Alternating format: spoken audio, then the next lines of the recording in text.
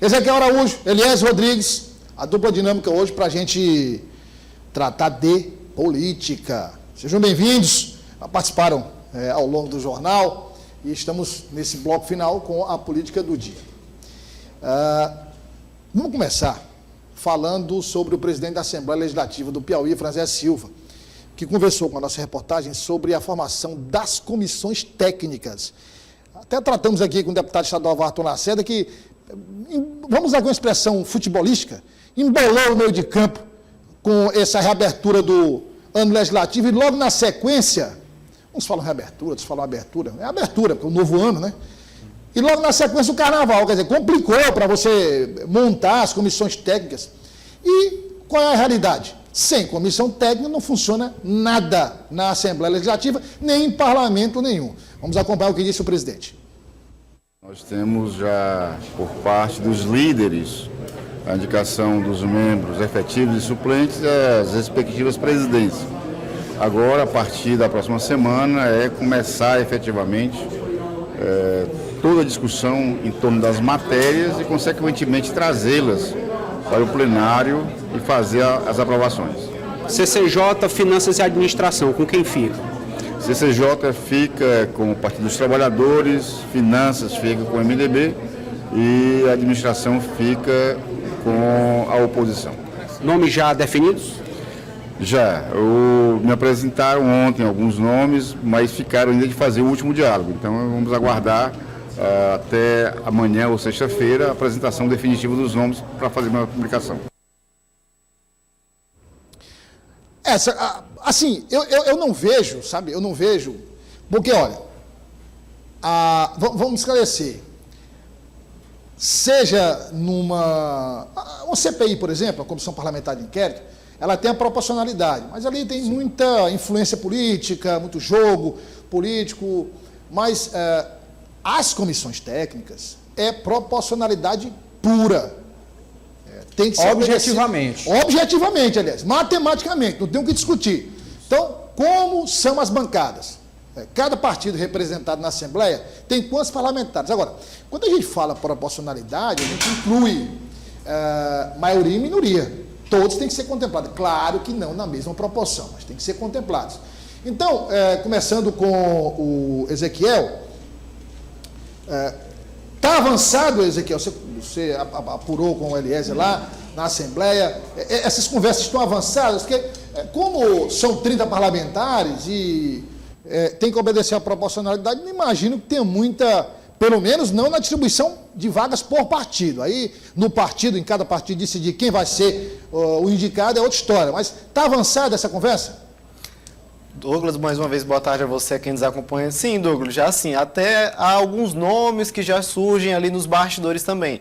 Há se destacar que esses nomes oficiais já devem ser divulgados nos próximos dias, quem sabe mesmo até já na próxima semana o martelo seja batido de fato, mas em conversação entre os outros amigos ali jornalistas e também até alguns próprios parlamentares, né, deputados, há um nome que se sobrepõe aos demais para a CCJ, que é o do deputado Hélio Isaías, né? Ele, então, que já conversa também com o restante da banca petista, da bancada petista, o restante da bancada da situação em si, que já fala sobre como é que vai ser essas possíveis já votações, já a partir agora do mês de março, né? Que já o mês de março já começa a partir desta sexta-feira e já vai ser um dado importante, né, Douglas? Porque a CCJ é uma das comissões técnicas importantes da casa responsável, né? Por avaliar, dar esse veredito final às outras propostas de lei, né, os projetos de lei que entram na casa, que vão, então, a plenário para que possam, então, ser votados, vai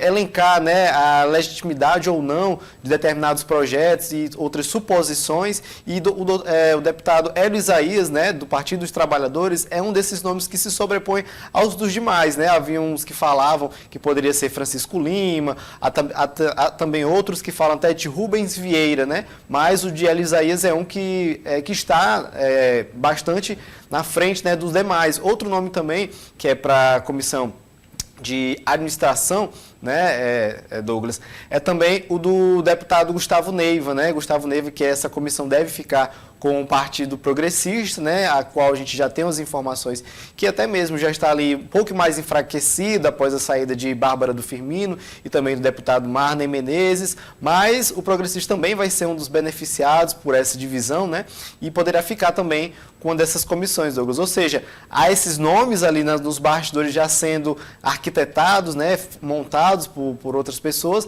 mas que já a partir da próxima semana esses nomes já devem ser firmados de fato para que, claro, né, Douglas, todos os projetos então, que devem ser votados no ano de 2024, ano decisivo, ano eleitoral, possam ser votados em tempo hábil, né? Há se destacar que agora só 2 dias da semana, as terças e quarta-feiras terão as sessões ordinárias e os demais dias da semana os deputados então estarão liberados, né? Isso de acordo com o próprio presidente da Assembleia Legislativa, Franzé Silva, já disse que os outros demais dias os parlamentares estarão à disposição das suas bases no interior do Estado, mas esses principais 2 dias as comissões técnicas da Casa deverão, então, sim, analisar esses projetos em benefício da população piauiense, Douglas.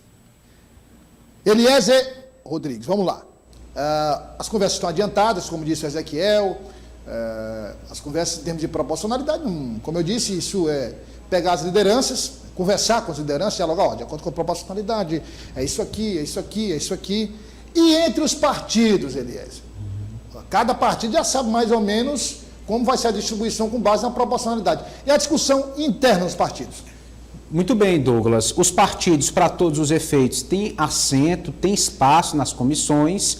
O conflito maior é pela presidência de cada comissão, especialmente as comissões de maior influência, de maior fluxo de matérias, como a CCJ, que aprecia todas as matérias que chegam para tramitar na Assembleia Legislativa, a Comissão de Finanças e a Comissão de Administração, exatamente porque lidam também em parte com o orçamento público do Estado do Piauí. Para a Comissão de Constituição e Justiça, a expectativa é que assuma como presidente desta comissão o deputado Hélio Isaías, do Partido dos Trabalhadores. Então, o PT, que já tem a presidência da Assembleia Legislativa com o deputado Franzé, pode ter também a presidência da CCJ com o deputado Hélio Isaías. Para a Comissão de Finanças, a indicação é do MDB, partido que tem a segunda maior bancada no Parlamento Estadual, e o nome apresentado é o do deputado Felipe Sampaio, filho do vice-governador Temístocles Filho. A Comissão de Administração deve ficar com um indicado pela oposição. Circunstancialmente, pode partir do Progressistas, maior partido de oposição, mesmo com as baixas que teve ultimamente, com deputados aderindo à base do governo, mas regimentalmente o Progressistas vai ter esse direito de indicar um nome dos seus quadros para comandar a Comissão de Administração da Assembleia. Seguir nesse assunto, e vamos ouvir agora, acompanhar o que disse o deputado estadual Hélio Isaías, que confirma a tendência de assumir a presidência da CCJ, Comissão de Constituição e Justiça, a principal do Parlamento. Eu estava como membro da CCJ o ano passado, e na liderança do bloco PT Solidariedade, como líder do PT nesse bloco. E agora, por indicação do partido, e amanhã deve ocorrer a eleição dos membros da Comissão de Constituição e Justiça, nós devemos ser conduzidos para a presidência da CCJ durante este ano de 2024. Estamos aguardando amanhã fazer a convocação primeiro dos membros para que amanhã possa fazer a eleição do presidente e do vice. É um espaço importante para o partido aqui na casa? Acho que a comissão é importantíssima aqui na casa, onde todos os primeiros debates é feito na Comissão de Constituição e Justiça.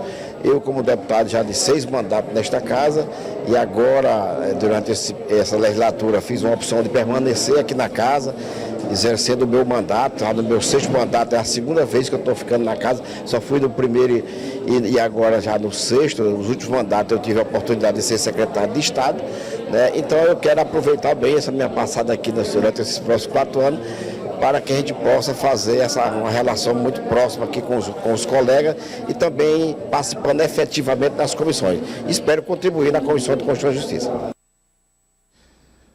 Então tá aí, a gente aos poucos vai entendendo melhor essa composição e aí entrando já no nível partidário, né? O PT deve indicar, segundo o próprio deputado Hélio Isaías, ele para presidente da Comissão de Constituição e Justiça. Mas vamos agora falar de sessão municipal, especificamente no interior do estado, na região sul.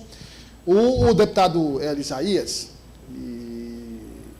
que tem uma influência, a esposa dele, a prefeita de São Raimundo Nonato, a prefeita Carmelita, ela é esposa do deputado estadual Hélio Isaías, que teve uma dissidência lá em São Raimundo Nonato com o grupo político do senador Marcelo Castro. Perfeito. Então, o deputado estadual Hélio Isaías comentou a situação do seu grupo político do município de São Raimundo Nonato para a eleição municipal deste ano e ele, assim como o grupo do senador Marcelo Castro, espera um alinhamento com o governador Rafael Fonteles.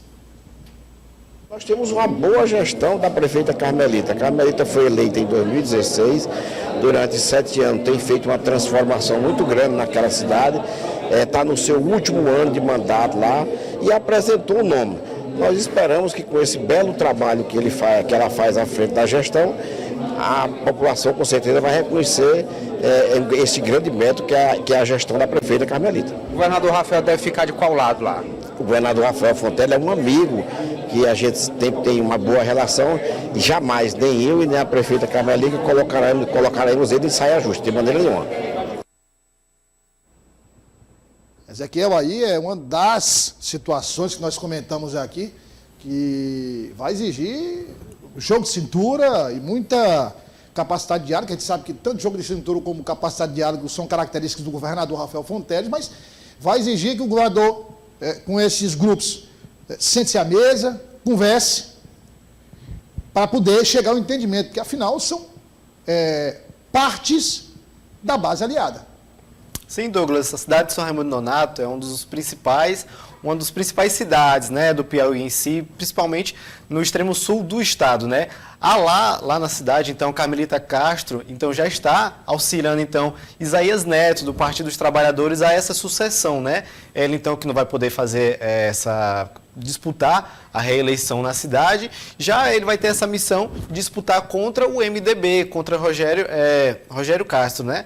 Isso, Rogério Castro, do MDB em si. Ou seja, Douglas, a gente já veio, então, dialogando aqui sobre esse assunto, que é mais uma das divisões que acontecem em várias cidades do estado. E agora, Hélio Isaías vai ter essa missão de, caso, então, como sacramentado o nome dele como presidente da CCJ, né? Claro, também ter essa missão de unir essas bases no interior do estado, na cidade de São Raimundo Nonato, né? Então, temos esses dois nomes de grande importância, então, lá, bastante falado na cidade de São Raimundo Nonato, e vamos ver como é que vai ser esse andar da carruagem, né, Douglas? A destacar, então, como eu volto a reafirmar, Isaías Neto está tendo esse apoio da atual gestão, da prefeita, então, Carmelita Castro, mas também tem o nome de Rogério Castro, do MDB, que também vai tentar, claro, nessa disputa majoritária, tentar levar uma desses principais cidades eleitorais no sul do estado. Eliezer, Zé de Freitas, por exemplo, nós temos na base do prefeito Roger Linhares, que não votou em Rafael Fonteles. Isso. Nós temos o irmão do secretário Fábio Abreu, Antônio Abreu, que é atual vice-prefeito. Temos um vereador, que eu não lembro o nome, tem um outro nome lá, são 3 nomes. E alas diferentes do PT apoiando cada um desses nomes. Do outro lado, nós temos o filho do saudoso prefeito Robert Freitas, me parece Ferdinand Freitas, que é médico, faz a oposição, que votou em Rafael Fonteles. Também são situações semelhantes, né? O candidato de Roger Linhares, que não votou em Rafael Fonteles, necessariamente, pelos nomes colocados, será alguém aliado a Rafael Fonteles. Mas Ferdinand também votou em Rafael Fonteles. E assim, nós temos São Raimundo Nonato, temos Oeiras, que é o caso do Dr. Ailton e do Ícaro, e outras cidades. Aqui nós estamos falando de cidades importantes, maiores. São Raimundo Nonato, Zé de Freitas, Oeiras. Não é tarefa fácil, Elias. Não, e o governador trabalha 2024 com projeção para 2026. O governador deve estar presente no pleito eleitoral de 2026 com a maior base de prefeitos possível. Veja, nós estamos falando de cidades, Douglas, que não há segundo turno. Nós estamos falando de cidades que é preciso um consenso para não haver um racha na base governista estadual.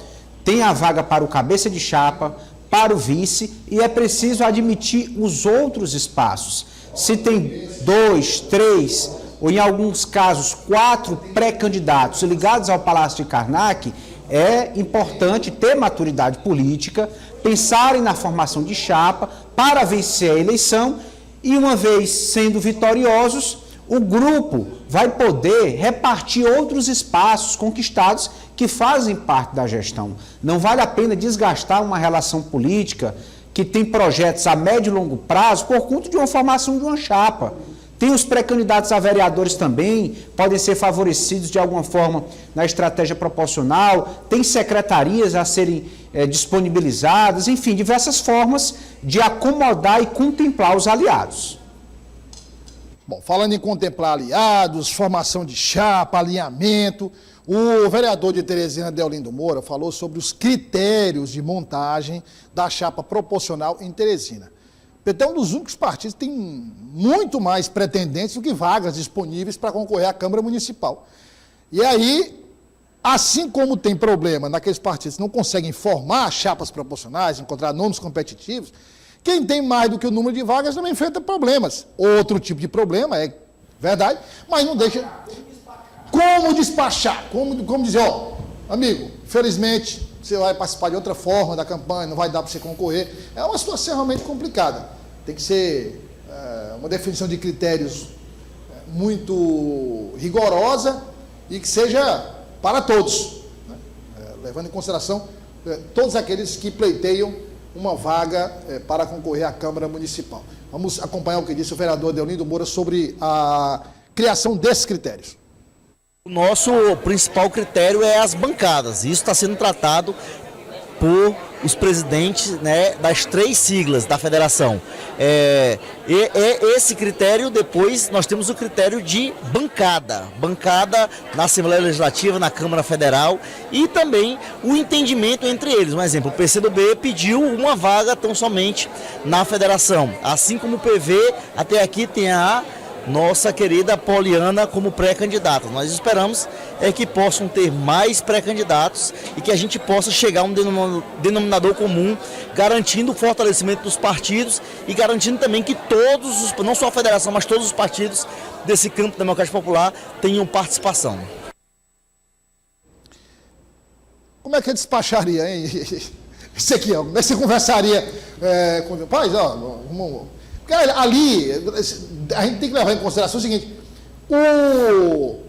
o pré-candidato, ele até tomar essa decisão, ele conversou com a família, com amigos, com base, criou uma infraestrutura e fez preparativos, né, com preparativos. De repente você chegar, Ezequiel, e alguém dizer, ó, não vai dar, e qual é a solução? A solução é buscar um candidato para compor, não é a mesma coisa, é disputar, né? Douglas, é complicado, não é? Muito complicado. Haja visto, então, que muitos desses pré-candidatos já começaram as suas andanças, não em 2024, mas desde o ano passado, né? Meados ali de setembro, a gente então já ouvia falar de muitas pessoas que já queriam se pleitear, se lançar, né? Essas pré-candidaturas e, olha, eu vou estar disputando a Câmara Municipal de Teresina uma cadeira e, por isso, eu vou precisar do seu apoio, né? Então, Douglas, agora, além desse desafio, então, de, claro, né, conversar com suas bases, aliar o discurso para que você possa, então, ter essa viabilidade política, há, claro, também que há outras problemáticas, né? Que o PT em si, ele está participando de uma federação partidária. Ainda tem o PCdoB e o PV. Já eram muitas pessoas já querendo participar do PT, né? Antes mesmo de ter essa federação partidária, já se lançando para 2024. E agora, com essa federação partidária, as vagas diminuíram mais ainda. Se antigamente, né, eram 29, uma chapa de 29 pessoas, né? Agora já está em 23 a 22 vagas, né, em razão por conta da federação partidária, porque são 3 vagas para o PCdoB e mais outras 3 vagas para o PV. Ou seja, Douglas, é complicado, né? Você está ali já conversando com muitas pessoas, dizendo que você é esse pré-candidato e do nada chegar essa informação dizendo, olha, você não vai poder participar conosco dessa caminhada aqui pela disputa da Câmara Municipal de Teresina porque você não tem uma bancada. É complicado. Por isso, então, que a base de Rafael Fonteles tem que ter, então, essas argumentações. Fábio Novo tem essa grande missão de não, então, chatear, né, Douglas? Chatear essas pessoas que já estão com o Partido dos Trabalhadores há muito tempo e, claro, né, alocar essas pessoas não somente em outras siglas, vai que dê certo para colocar no PCdoB ou até mesmo o PV, né, mas então em outras siglas da base, então pode também ser o PSD, ou até mesmo Solidariedade, né, mas chegar com a conversação dizendo, olha, você não vai poder participar conosco dessa caminhada é complicado e para isso deve ter-se então o primordial na política é o quê? A arte do diálogo, a arte da conversação, para que todos, então, possam continuar com esse alinhamento, né? Essa frente ampla, como o próprio pré-candidato Fábio Novo fala, para que daqui para outubro essa força, então, não seja esvairida, né? E que outras pessoas possam sair dessa frente ampla de Fábio Novo, então, a Prefeitura de Teresina e, claro, também esses aliados políticos na Câmara Municipal de Teresina. Elias Rodrigues, eu conversava aqui com o Elias enquanto o Ezequiel falava, com a dúvida, viu, Ezequiel, eu quero ouvir o Elias. Antigamente, quando a gente falava sobre concorrer a uma eleição, em uma eleição, a um cargo majoritário ou proporcional, mas aqui no caso proporcional, qual o critério? Voto. Mas tem que ter voto, não é? É a mesma coisa de um time para ganhar uma partida de futebol. Como ganha? Fazendo gol. Fazendo mais gol do que o adversário. Não dá com essa história de cauda, Elias, e hoje, essas situações novas que foram criadas, são de regras eleitorais, quociente eleitoral, ninguém sabe qual é o melhor perfil. É quem não tem voto nenhum ou quem tem muito voto. Não dá para entender mais, Elias, quais são os predicados que um pré-candidato tem que ter para concorrer. Exatamente, Douglas. Realmente existem alguns pré-candidatos que têm alta expectativa de votação e a essa altura do campeonato, nós estamos prestes a entrar no mês de março, ainda não foram aceitos em nenhum partido. Estão recebendo respostas negativas, exatamente porque parte das agremiações acreditam que esse tipo de candidato atrapalha. Agora, no caso da federação PT, PV, PCdoB, é interessante considerar que é uma federação bastante robusta, que pode receber novos vereadores com mandato, e esses vereadores querem se reeleger, e a bancada que é de 4 vereadores hoje quer chegar a 7 ou 8 cadeiras. Então, a cauda, ou seja, os candidatos de captação têm que ter uma votação bastante expressiva, de média para alta. Não dá para ter simplesmente votações insignificantes, porque ocupam a vaga de quem poderia ter mais votos e assim ajudar na soma total. Essa soma total é que vai garantir esse objetivo da federação de dobrar a bancada na Câmara Municipal de Teresina. Então há quem calcule, já andei conversando com alguns nos bastidores, que nessa federação permaneça apenas os pré-candidatos que têm uma expectativa de pelo menos 2.500 votos.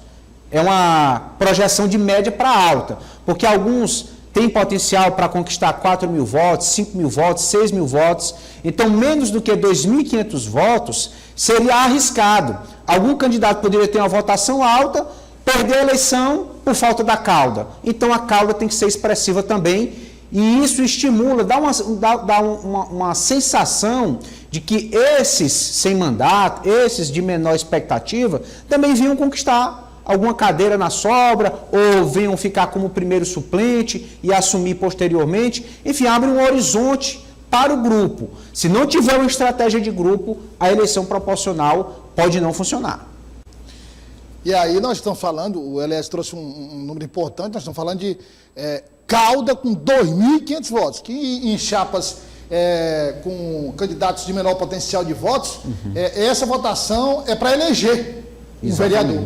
No caso da chapa do PT, é cauda. Então, para você ter uma ideia como o sarrafo é alto, né? No PT não é... Bom, vamos acompanhar o que disse o deputado estadual Francisco Lima sobre as forças em torno da pré-candidatura do deputado estadual Fábio Novo em Teresina. Essa formação, segundo o próprio deputado estadual, de uma frente ampla para a eleição deste ano na capital. A cada dia, as declarações de apoio, a agregação de novos partidos, de novas lideranças, né? Então isso tem demonstrado exatamente essa capacidade do deputado Fábio Novo de agregar partidos e lideranças. E isso é uma condição para a gente ter aí uma candidatura exitosa, se Deus quiser, lá em outubro de 2024. Suplantando a oposição ou só creio que a oposição pode reagir de alguma forma? Acho que cada um adota a sua estratégia. A estratégia do deputado Fábio Novo é agregar o máximo daqueles que podem contribuir para recuperar, para reconstruir Teresina e certamente, então, principalmente aqueles que formam a oposição. Isso aconteceu aí com o MDB, com o PSDB, com o Podemos e com tantos outros partidos. Mas cada partido tem a sua estratégia, isso é uma corrida e todos poderão participar. A democracia permite isso. Então, creio que até o presente momento o deputado Fábio Novo tem cumprido bem esse papel e tem adotado uma boa estratégia de agregação de lideranças, de partidos e de forças vivas da sociedade teresinense que querem uma Teresina melhor para todas as pessoas. Bom, o PT tem essa característica, né? Diverge, Ezequiel, discorda, a gente viu aí as prévias do partido, o que aconteceu, mas aí depois que bate o martelo, o partido tem essa característica de andar unido, né? Sim, Douglas. Outra questão também que deve ser levantada aqui é que Fábio Novo vai levar dois públicos, né? O primeiro é aquele público, então, que não está satisfeito com o prefeito da capital, Dr. Pessoa, e alega, então, essa questão da reconstrução da capital, né, após esses 4 anos, né, estamos no terceiro ano, no último ano de Dr. Pessoa, ele que vai tentar essa reeleição, e também leva outro grupo que não quer estar ligada ao bolsonarismo, né, à extrema-direita, que é os aliados de Ciro Nogueira, com Silvio Mendes e outros, né, ou seja, o grupo de apoio, então, de Fábio Novo está tendo essa frente ampla nesse sentido, de, claro, levar, então, adiante os seus correligionários, seus aliados, que continuam compactuando com o partido antes mesmo desse pleito eleitoral e também de outros que já aconteceram, mas também a esses dois públicos, né, que é tanto os que não estão satisfeitos com a atual gestão de Teresina, que participaram da gestão e não estão satisfeitos e agora querem, então, dar sua posição sobre a gestão, então, do prefeito, Dr. Pessoa, e esse público, então, que não se alinha ao bolsonarismo em si, ou seja, são amplas pessoas que estão participando, forças essas de grande importância que Fábio Novo vai ter durante essa corrida eleitoral, mas ele, então, já continua colocando, né, esses nomes à disposição, colocando o quanto antes, para que ambos possam ter esse discurso alinhado, que ambos todos falam dessa frente ampla para reconstruir a cidade de Teresina. Eliezer, e detalhe, mais uma vez ressaltando aqui, uma medida, inclusive, digamos, profilática, né, do grupo em torno do deputado estadual Fábio Novo, pelo que já aconteceu no passado, na época da eleição de entre o saudoso Firmino Filho e Elmano Ferreira, em 2012, questão de blocão. Então, para evitar aí já veio um discurso de frente ampla, um discurso de campo democrático, para afastar esses rótulos que sempre são usados durante o período eleitoral. Exatamente. E a ideia de reconstrução da cidade de Teresina acima das questões ideológico-partidárias. É uma estratégia que tem sido adotada pelo deputado Fábio Novo e de forma coerente por todo esse grupo político que ele tem aglutinado. Os líderes, aqueles que representam os campos políticos que estão junto com Fábio Novo, têm adotado esse discurso da frente ampla, da reconstrução da cidade de Teresina, exatamente como uma medida para mostrar um grupo coeso, focado e que está realmente junto, seguindo o mesmo caminho.